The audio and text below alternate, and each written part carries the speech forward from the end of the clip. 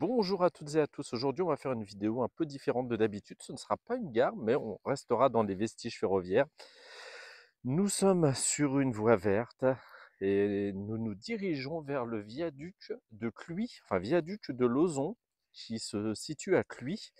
Et je l'ai découvert hier en, en roulant avec la moto, hein. Je suis passé juste à côté, je regardais sur la droite et j'ai vu ce beau viaduc.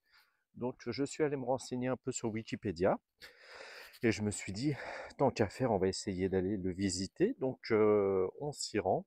C'est une ligne qui n'a pas vu de train depuis 1952, une ligne quasiment mort-née qui reliait la Châtre à Argenton-sur-Creuse.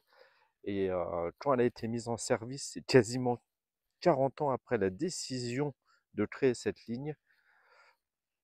Et surtout, bah, elle desservait des bassins où la population était très peu dense, ce qui fait qu'elle n'a jamais eu le succès escompté. On va allonger cette voie verte. Comme vous le constatez, ça a été remblayé. Et puis on se retrouve au niveau du viaduc. Eh bien, on poursuit la marche. Il n'y a pas grand-chose. On peut voir ici, je ne sais pas si à l'écran vous le voyez, on voit le viaduc devant nous. Donc là, c'est le tracé de l'ancienne ligne, hein, le tracé que le train empruntait. Donc comme je vous le disais, 1952 pour les derniers trains qui étaient les trains de marchandises. Évidemment, les trains de voyageurs ont arrêté bien avant, comme toujours vers 1939, pardon, la fameuse loi de coordination rail-route. Ce qu'on peut voir ici, c'est que beaucoup de lignes ont fermé dans les années 1950, pas très loin d'ici, sur la ligne de Roumazières, Roumazières au Blanc. Pareil, c'est dans les années 50, début des années 50, et puis on a vite déféré. Et je pense que vers des années 50, il y a dû y avoir encore un grand programme de fermeture des lignes, comme en 1969 aussi, 1939, 1952, 54, 1969. Ça a vraiment été des années très néfastes pour le ferroviaire en France. Vous me direz ce que vous en pensez, hein. Vous me direz un petit peu ce qu'il en est. Bon, on continue la petite marche.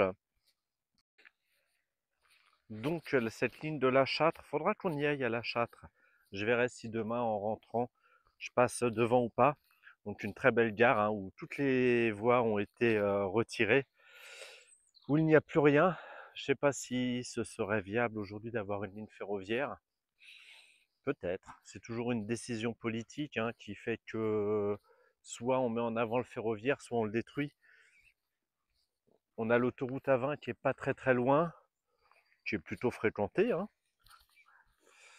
Est-ce que le trafic des voyageurs, enfin le service des voyageurs serait important aujourd'hui? Je ne sais pas, sachant que la population a quand même bien augmenté.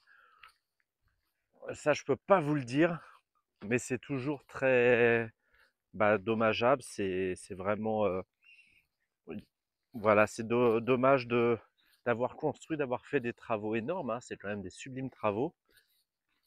Tout ça pour détruire quelques années après. Le viaduc, il est classé monument historique et il sert également pour des sauts à l'élastique. Bon, en tout cas, lui, il est préservé. C'est déjà ça. Évidemment, je ne vous l'ai pas dit, j'ai apporté le drone et on va essayer de faire des images plutôt sympathiques. En longeant, en marchant, j'ai essayé de vérifier s'il n'y a pas un petit vestige ferroviaire, mais pour le coup, non, hein, vraiment pas.